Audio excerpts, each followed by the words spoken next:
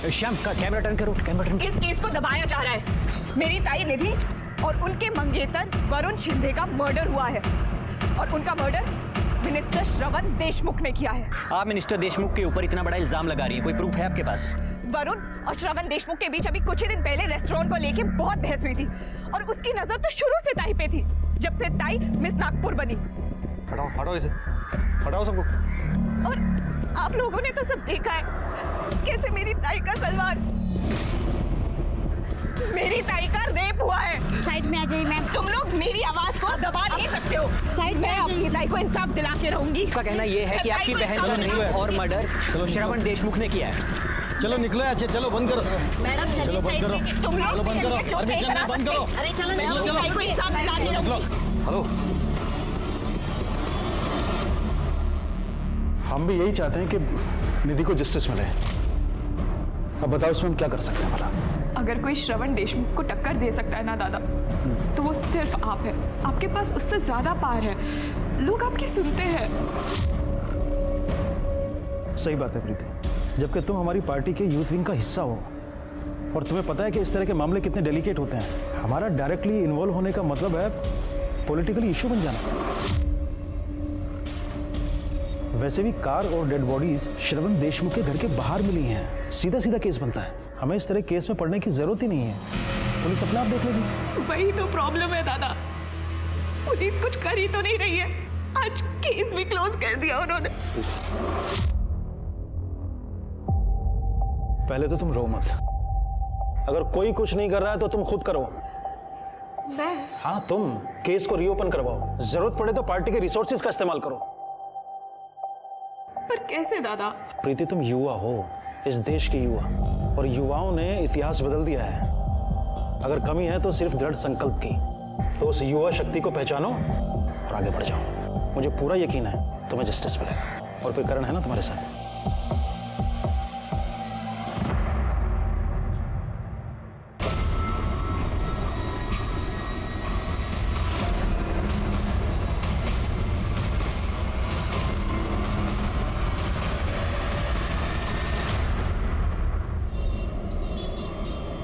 मूर्ख है इसका तो, मुझे पूछा क्यों नहीं?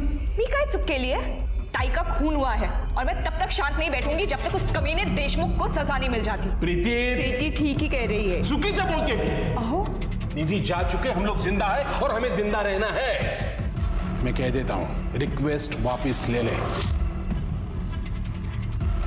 मैं रिक्वेस्ट वापस नहीं लूंगी। इस नागपुर डेथ केस मामले में एक सनसनीखेज खबर सामने आ रही है। सरकार ने निधि की बहन के द्वारा की गई याचिका कि एसआईटी इस केस को रीओपन करे को मंजूरी दे दी गई है। और इतना ही नहीं, हमारे सूत्रों से हमें पता चला है कि एसआईटी की टीम यहाँ पे पहुंच चुकी है और उनकी गाड़ी यहाँ पे आ चुकी है। आपको दिखाते हैं, एसआईटी के ऑफिसर यहाँ पे पहुंच चुके हैं, आइए उनसे बात करते हैं। सर, क्या कहना है आपका इस मामले के बारे में? अरे हमसे ज्यादा तो जानकारी आप लोगों को है। कोई नई खबर हमारे पास आ जाएंगी तो हम बता देंगे, आप पब्लिक को बता दीजिए। Excuse me. जी, good luck sir, good luck. Sir, miss Nagpur case की इतनी इन्फॉर्मेशन है हमारे पास। मिस नागपुर? हाँ, निधि कामत पिछले साल की मिस नागपुर की विजेता रही थी, तो इस केस का नाम भी उस पर से मिस नागपुर पड़ गया। नाम कुछ भी हो, विक्टिम को न्याय जरूर मिलना चाहिए।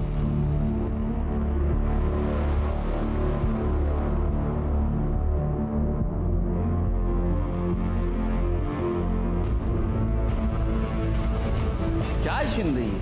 हाँ, कोई भी केस के इन्वेस्टिगेशन में इतनी डिले कैसे हो सकती है? क्या हुआ सर? क्या हुआ? कमाल है, क्राइम सीन के कार को तुम्हारा हवालदार खुद ड्राइव करके लेके आए। उससे एविडेंस को कितना नुकसान पहुंचा होगा आप तो जानते हो। सर, जिस तरह वहां भीड़ इकट्ठा हुई थी ना, और सब लोग अपने आप को रिपोर्टर बनाना चाह रहे थे। सर, अगर गोखले कार ड्राइव करके नहीं लाता ना यहाँ पर, तो वहां जो पब्लिक थी ना, वो कार में बैठ के लॉन्ग ड्राइव पे निकल जाती सर। लेकिन इसकी वजह से क्राइम सीन के एविडेंस नष्ट हो गए, उसका क्या? हाँ, अब ये फॉरेंसिक की रिपोर्ट, कितना भरोसा रखेंगे इसके ऊपर? सर, हमने अपनी तरफ से पूरी कोशिश की है सर, लेकिन वो निधि कामत की बहन प्रीति ने मिनिस्टर श्रवण देशमुख पर इल्जाम लगाया सर। हमारी टीम पर बहुत प्रेशर था सर। नहीं, प्रेशर अभी भी बनाए रखो।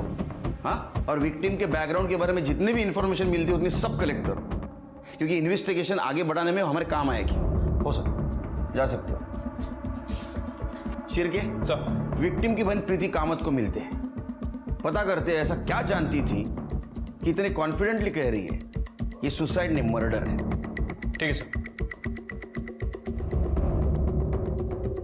ये कौन है? सर ये करण कुलकर्णी, मेरे मंगेतर। तो निधि और वरुण के बारे में बता।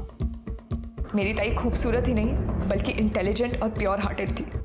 लोकल ब्यूटी कॉन्टेस्ट जीतने के बाद उनके पास प्रपोजल्स ही प्रपोजल्स आने लग गए। कोई अपना नाम नहीं लिखता था, बस गिफ्ट्स और लेटर्स सेंड करते रहते थे, पर उन्होंने कभी किसी पे ध्यान नहीं। फिर 1 साल पहले जब वो मिस नागपुर बनी तो पहली बार वरुण शिंदे से मिली। और इस इवेंट के sponsor clear skin beauty products के ऑनर को मैं यहाँ बुलाऊंगी। मिस्टर वरुण शिंदे जी यहाँ आए और मिस निधि कामत को ये क्राउन पहना है। Congratulations. Thank you so much.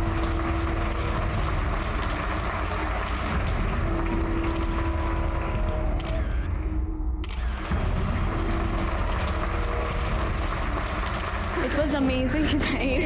Thank you so much. Bye bye. See you. Take care. Bye. अरे आप गए नहीं अभी तक? मैं बस निकल ही रहा था तो मैंने सोचा कि तुमने आज जो मुझे क्राउन पहनाने की अपॉर्चुनिटी दी थी तो मेरा भी फर्ज बनता है कि उसके बदले में मैं तुम्हें डिनर पे लेके चलूं। ताई को वरुण से प्यार हो गया था। वरुण में वो सब कुछ था जो ताई अपने एक लाइफ पार्टनर में चाहती थी। वो पढ़ा लिखा था, सोफिस्टिकेटेड था, अपना बिजनेस एस्टैब्लिश करना चाहता था, और सबसे इम्पोर्टेंट बात, वो बहुत अच्छा इंसान था। हम भी उससे मिलने लगे थे। ये इसको तो तुम मिल ही चुके हो। वो है Karan, Preeti's fiancé। Oh hi, how are you? I'm good. Don't have drink? नहीं बस। अरे पियो यार। Waiter, drink. सब कुछ अच्छा चल रहा था, पर बाबा को ताई और जीजू के बारे में पता चल गया। अपनी जात वेगळी है, हमारी बराबरी नहीं हो सकती, और मैं मर जाऊंगा लेकिन इस रिश्ते के लिए कभी भी हाँ नहीं कहूंगा, कभी भी। तू समजाव ना हिला? अहो तरी ऐकून तरी घ्या। बाबा एकदा भेटूया ना, एक बार बात कर लीजिए प्लीज। देखो मैं आपसे ना कुछ नहीं मांगूंगी, अगर आप उससे एक बार मिल लोगे ना आपका नजरिया बदल जाएगा। बाबा प्लीज प्लीज, आई साउंड ना। अहो मेरी फैमिली का एक ब्यूटी प्रोडक्ट का बिजनेस है और मैं एक रेस्टोरेंट खोलने की भी प्लानिंग कर रहा हूँ, जिसके लिए मैंने लोन भी लिया, और मैं रेस्टोरेंट श्रवण देशमुख के साथ पार्टनरशिप में खोलने वाला हूँ। क्या वो फ्रॉड, झूठा, घटिया इंसान श्रवण देशमुख? नहीं नहीं नहीं, वो ऐसे इंसान नहीं है। देखिए भले ही वो पॉलिटिशियन हो, लेकिन मैं उन्हें पर्सनली जानता हूँ, वो बहुत ही अच्छे इंसान है। एक मिनट, मेरी बेटी और श्रवण देशमुख का कोई लेना देना हो ये तो मैं बर्दाश्त नहीं कर सकता, ठीक है?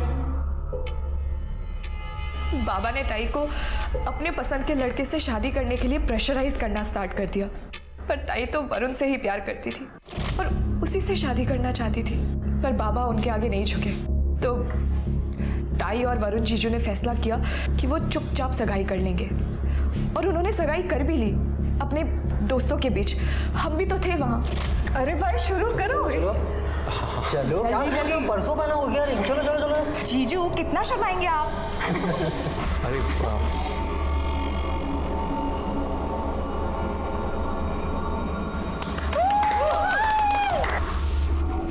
रुको एक सेकेंड।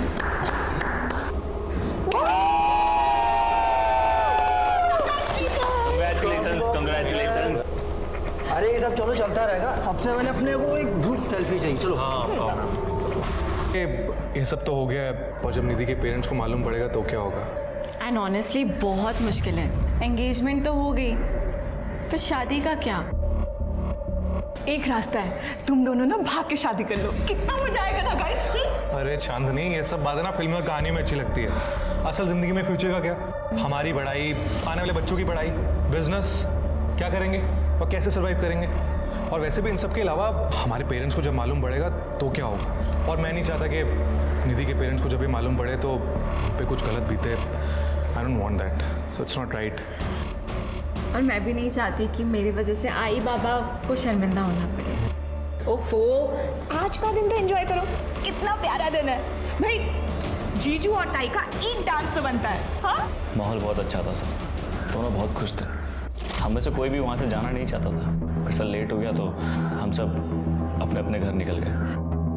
निकलने से पहले ताई ने मुझे बोला था कि वो घर पे मिलेंगी, तभी बात करेंगी, और वो दोनों फिर वरुण जीजू की कार में निकल गए। हम सब भी निकल गए। करण ने मुझे घर ड्रॉप किया और फिर अगले दिन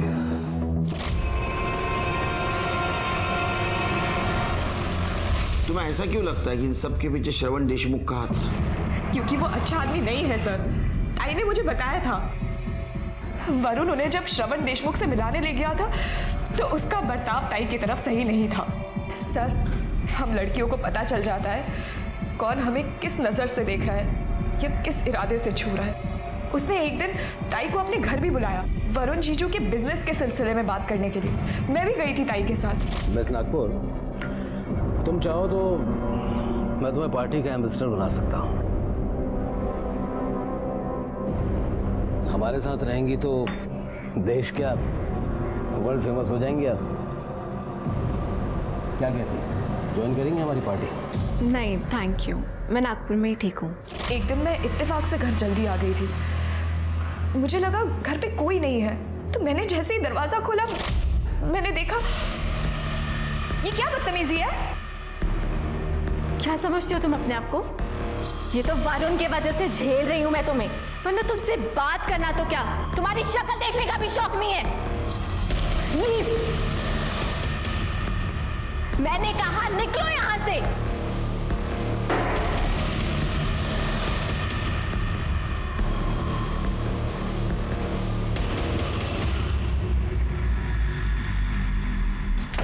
तो श्रवण ने कुछ नहीं किया? किया ना सर। उसके बाद उसने वरुण को परेशान करना शुरू किया। वरुण के बिजनेस में जो भी पैसा लग रहा था वो श्रवण उसे बिना बताए निकाल रहा था सर। वरुण ने मार्केट से बहुत उधार लिया हुआ था, उसका इंटरेस्ट भी भर रहा था। बिजनेस खत्म होने के करीब था, क्योंकि जो पैसा बिजनेस में लगना था वो कभी लगा ही नहीं बिजनेस में सर। ये श्रवण बीच में से पैसा निकाल रहा था सर सारे, और ये बात श्रवण ने खुद मेरे सामने बोली। तेरी हिम्मत कैसे हुई मुझे धोखेबाज कहने की? मैं धोखेबाज तो बहुत ही अच्छा शब्द है। तो आस्तीन का सांप है जिसने मेरे भरोसे को डसा है। ये तमीज से बात कर। कितना घटिया आदमी है ना, अच्छे से जानता हूं मैं। निधि को किस नजर से देखता है? हाँ, उसे घर गया था ना, उसको छू कर आया तू अपनी बेटी को भी ऐसी छूता है क्या तू? ओए, छोड़ छोड़। तू मेरा पार्टनर है, इसलिए से थप्पड़ मारा। अगर लिमिट क्रॉस की ना तो कहाँ गायब करूंगा तुझे पता नहीं चलेगा। और अपनी वो पार्टनरशिप खत्म। क्या तेरे कहने से पार्टनरशिप खत्म हो जाएगी क्या? हाँ, तूने जितना पैसा निकाला ना उसका सब मुझे हिसाब चाहिए। एक एक पैसे का हिसाब चाहिए, समझा ना? मेरे हिसाब से भूल जा अपने पैसे को, और उसमें इस नागपुर को भी। और इस लड़ाई के 1 महीने के अंदर ही दोनों की मौत हो गई। वो हमें कार में मिले, ऐसी हालत में ताई के कपड़े।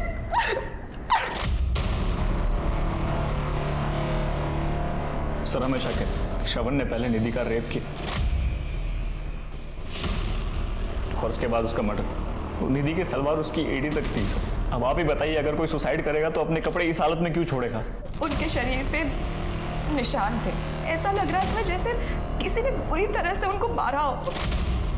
सर, आप प्लीज श्रवण देशमुख को छोड़िएगा मत, उसको सख्त से सख्त सजा दीजिएगा।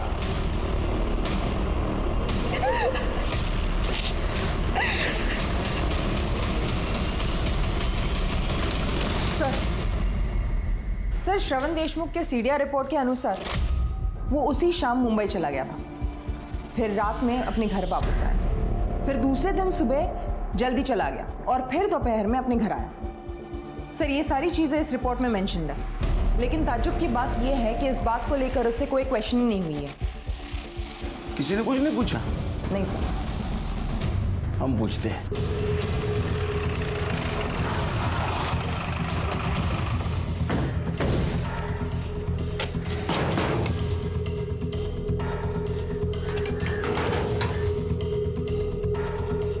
जी कहिए। श्रवण जी है? जी रुकिए।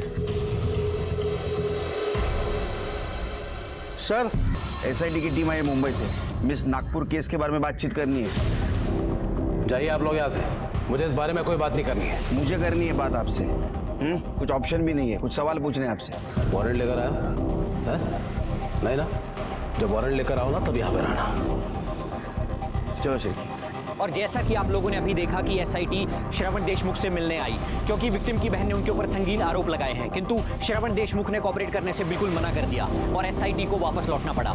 इस खबर के ऊपर हमारी नजर बनी हुई है। आप देखते रहें TV13। मैं कैमरा पर्सन श्याम के साथ मोहित शर्मा। बाबा देख रहे हैं, आप अभी भी चुप रहेंगे? अभी भी यही कहेंगे कि वो दोषी नहीं है?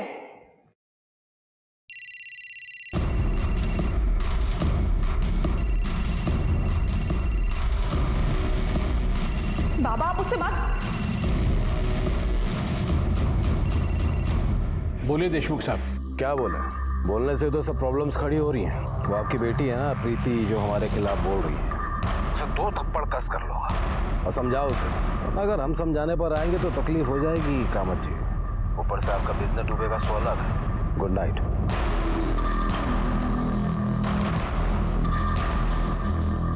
अहो अहो ऐका तरी माझं। अहो अहो अहो सुनिए। लिखो लिखो यार, मुझसे बहुत बड़ी गलती हुई है और इस केस के बारे में मुझे आगे इन्वेस्टिगेशन नहीं चाहिए। लिखो। बाबा आपको पता है मैं ऐसा कुछ नहीं लिखूंगी। प्रीति क्या कर रहे हैं आप? बाबा क्या आप भी श्रवण देशमुख के साथ हैं? उसके साथ मिलके आपने ताई और जीजू को मारने की साजिश की है क्योंकि आप नहीं चाहते थे कि उन दोनों की शादी हो। प्रीति अरे क्या बोल रही है तू? निकल जा मेरे घर से। निकल जा। क्या कर रहे हैं आप ये? देखिए एक बेटी खो चुकी हूं मैं, दूसरी को नहीं खोना चाहती हूँ। चुप, बिल्कुल चुप। जब तक इसके दिमाग से ये पर निकल नहीं जाता इसकी सूरत नहीं देखूंगा। निकल जा। आप क्या मुझे निकालेंगे बाबा? मैं खुद आप जैसे डरपोक आदमी के साथ नहीं रहना चाहती और अब तो मैं ताई को इंसाफ दिला के रहूंगी। प्रीति प्रीति सुन मेरी बात। प्रीति फिर क्या करा? घर छोड़ दिया मैंने। क्या होगा? तुम अभी MG रोड पे हूँ। ठीक है, तुम वहीं वेट करो, मैं आता हूँ।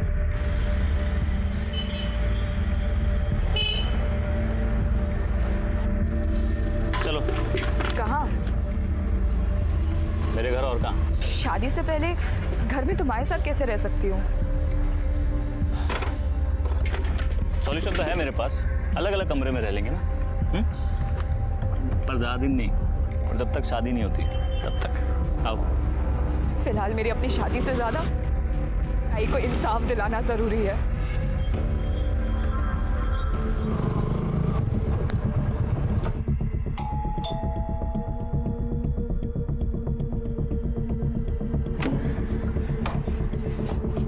आई।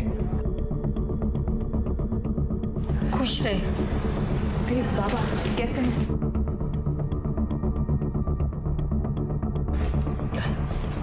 क्या हुआ? एक मिनट। तेरे बापा तो कुछ बोलेंगे नहीं, पण तू हिला इकडे कशाला घेऊन आला? आई, इस घर की होने वाली बहू है और तू भूल गई क्या? तुमने अपने हाथों से कंगन दिए थे इसे सगाई में। होने वाली है, हुई नहीं है। आई आज नहीं तो कभी ना कभी तो शादी होनी है, फिर तो यहीं आएगी ना। क्या फर्क पड़ता है? मुझे फर्क पड़ता है, ये यहाँ नहीं रह सकती। तो सुन मेरी बात, तू निकल इस घर से और पापा को साथ में लेके जाना, क्योंकि प्रीति तो इसी घर में रहेगी, समझी? तू इसके लिए हम लोग को हमारे घर से बाहर निकालेगा? आपका घर? आई तो बोल रही है शायद ये घर मेरा है। तूने और बाबा ने अपने हाथों से मेरे नाम किया था। अगर याद नहीं आ रहा तो पेपर लेके आता हूँ। करण? हाँ सब ठीक है ना? हाँ सब ठीक है। आई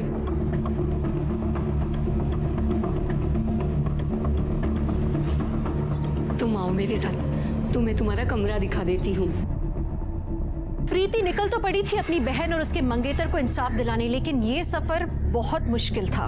इस समय सिर्फ श्रवण ही नहीं, उसके पिता भी दुश्मन नजर आ रहे थे और गजेंद्र अपनी राजनीति के कारण साथ नहीं दे पा रहा था।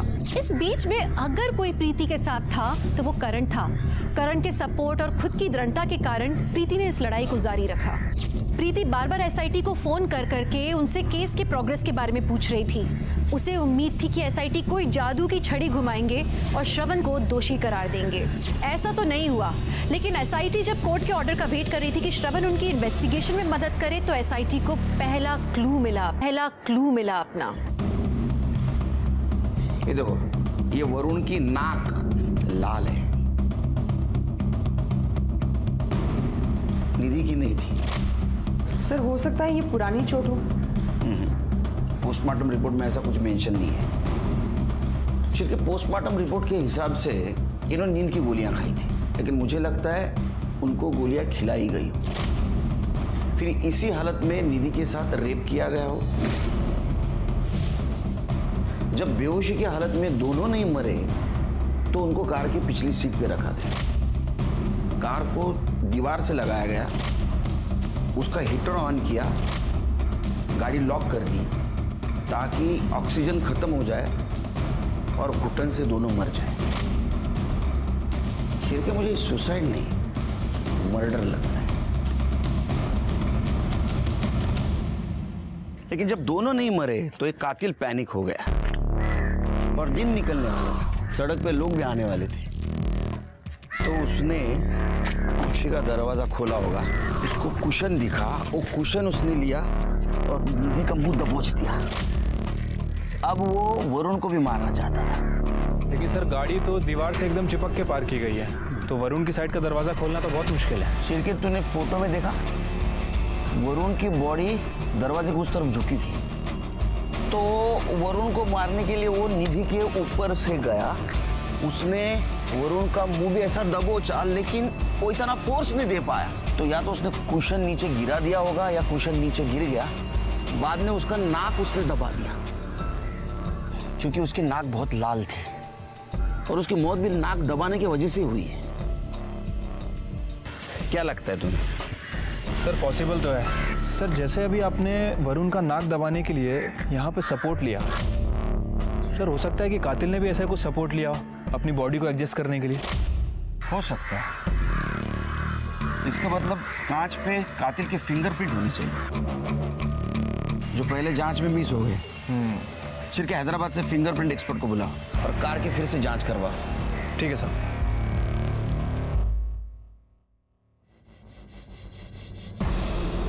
ये श्रवण देशमुख का क्या हुआ? जल्दी बोलेगा सर ये। तुम्हें पता है नागपुर में अपनी पार्टी की छवि खराब होती जा रही है। मैं सब जानता हूँ कदम जी, ये सब मीडिया वालों की साजिश है। बिना आग के धुआं नहीं उठता। यह मिस नागपुर का केस अपने हाथ से छूटता जा रहा है। मैं सब ठीक कर दूंगा कदम जी। जल्दी करना भाई,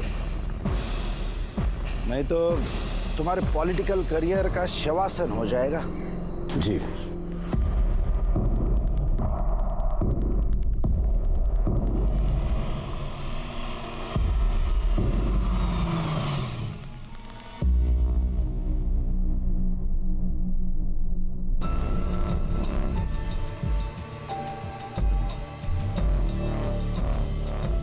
फोन दिखाओ अपना। मैं रिकॉर्ड कर लिया तो तुम भी दिखाओ।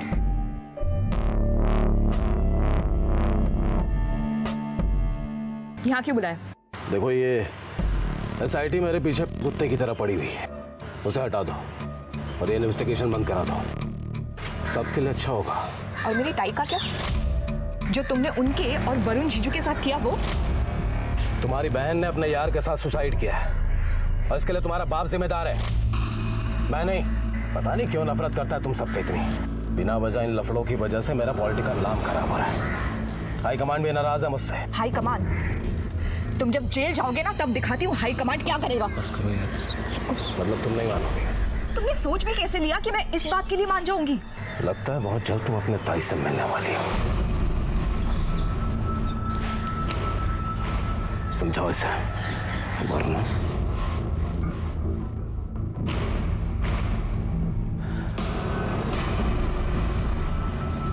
प्रीति, तुम टेंशन मत लो। दिख रहा है वो कितना डरा हुआ है, इसमें तुम्हारी जीत है, सब ठीक होगा। हाँ? दादा कुछ पता चला क्या जिससे हमारी मदद हो सके? हाँ मिला ना, कुछ ऐसा बेटा जो तुम्हारी जिंदगी बचा सकता है। अब मेरी बात को ध्यान से सुनो, बंद करो इस इन्वेस्टिगेशन को और एसआईटी को वापस जाने के लिए कहो। बेटा जो होना था सो हो चुका है, अब गड़े मुर्दे मत उठाओ। ये क्या कह रहे हैं आप? मैंने आपको अपना गुरु माना है और आप ही ने तो एसआईटी का ऑप्शन सजेस्ट किया था। हाँ मैंने ही ऑप्शन दिया था, लेकिन अब मैं ही रोकने के लिए कह रहा हूँ ना बेटा। मुझे गुरु मानती हो ना तो मेरी बात मानो। जब तक टाई को इंसाफ नहीं मिल जाता मैं ऐसा कुछ नहीं करूँगी। बेटा तुम बात को नहीं समझ रही हो, मुझे डर है कहीं इसका अंत तुम्हारे लिए बहुत बुरा ना हो। मुझे नहीं पता सर, मैं जब ऑफिस से घर लौटा तो घर पे नहीं थी। आई और बाबा ने भी उसे जाते हुए नहीं देखा। मुझे लगा अपनी आई से मिलने गई होगी।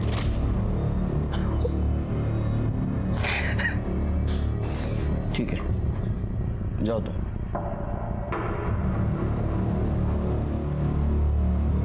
सिरके, इसका स्टेटमेंट क्रॉस चेक करो और क्राइम सीन और डम डाटा निकालो। वहां जितने भी सीसीटीवी है सबका फुटेज कलेक्ट करो।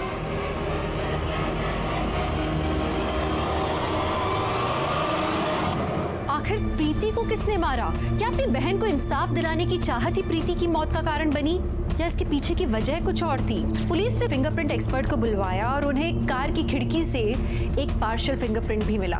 जैसा पीआई ने सोचा था, ये एक ही उंगली का फिंगरप्रिंट था, लेकिन ये किसी नतीजे तक पहुंचाने लायक नहीं था। सोचने की बात थी कि ये किसकी उंगली का निशान था। इसी बीच सारी उंगलियां श्रवण की तरफ उठ रही थीं। लग रहा था कि तीनों मौतों का वही जिम्मेदार था। कोर्ट से ऑर्डर आया और श्रवण पुलिस के साथ कोऑपरेट करने के लिए तैयार हो गया। पूरा देश सांसें थामकर इंतजार कर रहा था ये जानने के लिए कि श्रवण क्या कहेगा। पुलिस को चैलेंज नहीं देने का, समझा ना? अगर हम लोगों ने डिसाइड कर लिया ना तो किसी को भी बुला सकते हैं हम यहाँ। और सबसे मेन बात, कानून से कोई नहीं बचेगा। चल रख, फोन रख। देखिए, मैंने कुछ नहीं किया, ना ही निधि के साथ, ना ही प्रीति के साथ, ना ही किसी और के साथ। तो प्रीति ने कंप्लेंट किया, ऐसे मजाक में की? कंप्लेंट तो मैं भी कर सकता हूँ किसी के खिलाफ, पर सबूत कहाँ है? अब बिना सबूत कंप्लेंट के कोई मायने नहीं होते हैं। और वो वरुण के साथ जो झगड़ा हुआ था वो भी झूठ है? हाँ वो सच है, हम दोनों के बीच प्रॉब्लम्स हुए थे और झगड़े भी हुए थे। और प्रेम का मत क्यों धमकी दी थी ना तुमने? प्रीति के झूठे इल्जामों की वजह से हाई कमान मेरे पीछे पड़ा हुआ था, तो क्या करता? मैंने प्रेम से कहा कि अपनी बेटी को संभाले। निधि के साथ जो बर्ताव कर रहे थे उसका क्या? सर, अब खूबसूरत लड़की से कौन बात करना नहीं चाहेगा? अब वरुण के थ्रू उससे मेरी पहचान हुई थी तो मजाक मस्ती हो जाती, पर हाँ बदतमीजी ही नहीं की मैंने उसके साथ जैसे उस गजेंद्र चंद्रा करने की।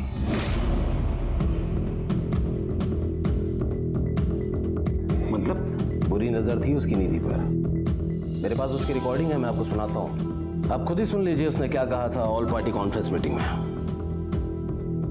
अरे मिस नागपुर मतलब अपनी हुई ना, देखना मिसेस नागपुर भी हम ही बनाएंगे। जल्दी जल्दी कैमरा पेन करो। सर किस तरह के सवाल पूछे आपसे पुलिस ने? No comments. सर कुछ तो रिएक्शन, कुछ तो बातचीत हुई होगी। जैसा कि देखा आपने, देशमुख जी 4 घंटे की पूछताछ के बाद पुलिस स्टेशन से बाहर आए हैं और उनके चेहरे के हाव भाव को देखकर यही लगता है कि पुलिस को उनके खिलाफ कोई पुख्ता सबूत नहीं मिले हैं। उन्होंने बाहर आते ही हमें वी का साइन दिखाया। हम इस केस पर लगातार बने हुए हैं, आप देखते रहिए TV 13। सर ये तो एंटी क्लाइमैक्स हो गया, हमारे पास भी उसके खिलाफ कुछ नहीं है। ये एक्सपीरियंस्ड पॉलिटिशियन है, लेकिन इसने हमें एक नया एंगल दिया है। क्या वाकई में गजेंद्र चंद्राकर इस केस में इन्वॉल्व तो नहीं, या हमें कंफ्यूज करने के लिए ये श्रवण ने उसका नाम लिया है? सर प्रीति की पोस्टमार्टम रिपोर्ट से पता चला है कि एक्सेसिव ब्लड लॉस की वजह से उसकी मौत हुई।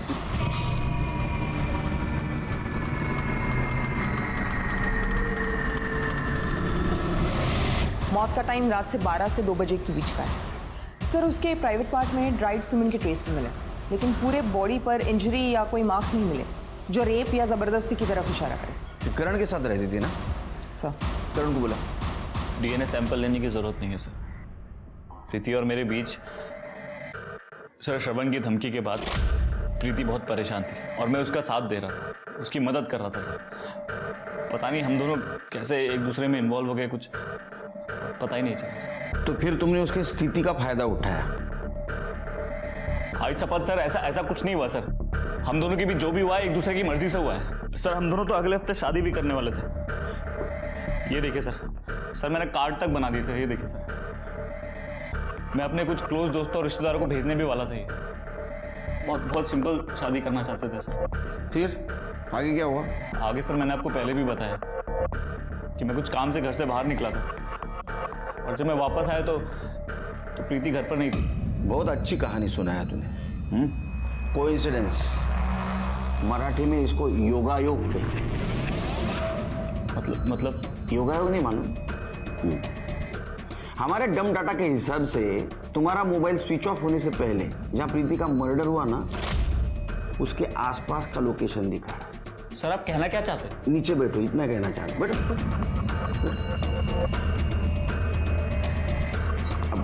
सर आप क्या कहना चाहते हैं कि मैंने प्रीति को मारा है?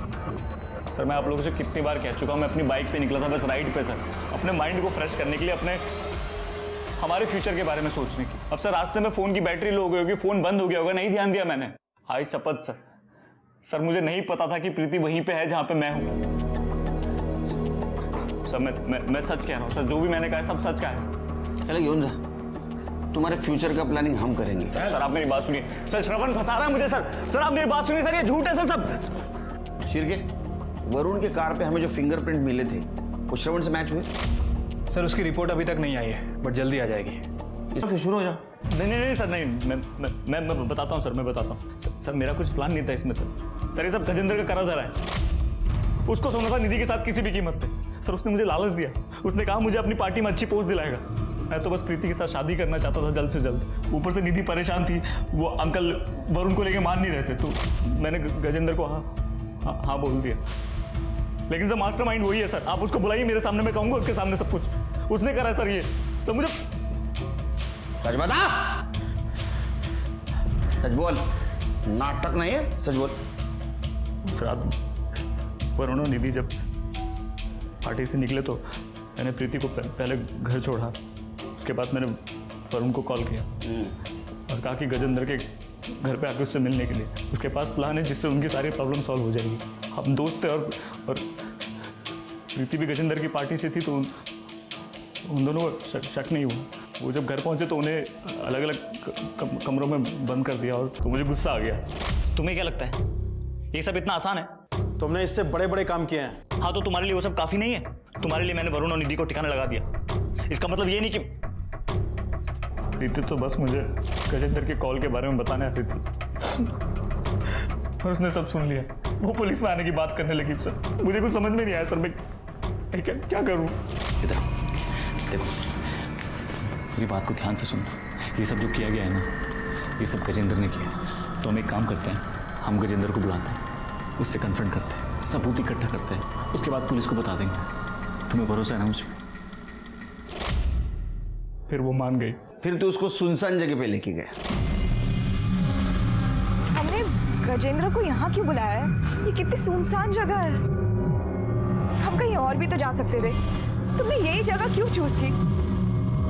All the best. सर मेरी बात सुनिए सर आप बोलिए ना सर मैं अपने फ्यूचर के बारे में कर रहा था सर, मैंने गलती। करण ने प्रीति से सच्चे प्यार की कस्में खाई थी, लेकिन प्रीति और अपने करियर में से करण ने अपने करियर को चुना। प्रीति अपनी बहन के कातिल तक पहुंचना चाहती थी और वो उस तक पहुंच भी गई थी, ठीक अपने कत्ल से पहले। श्रवण जो शुरू से ही दोषी नजर आ रहा था, वो निर्दोष निकला, कम से कम इस केस में तो। गजेंद्र ने श्रवण की बातों को महज कहानी बताया और पुलिस को भी उसके खिलाफ कोई सबूत नहीं मिला। गजेंद्र आज आजाद घूम रहा है, लेकिन पुलिस ने हार नहीं मानी है। वो आज भी गजेंद्र के खिलाफ सबूत ढूंढ रही है। हो सकता है शायद सच में किसी दिन प्रीति की आत्मा को पूरी तरह से इंसाफ मिल जाए। तो चलिए, मैं दिव्यांका त्रिपाठी दहियाब लेती हूँ आपसे विदा। फिर मिलूंगी एक नए केस के साथ। तब तक देखते रहिए क्राइम पेट्रोल सतर्क, विमेन अगेंस्ट क्राइम। एक औरत पर वार, अब हर औरत का भार।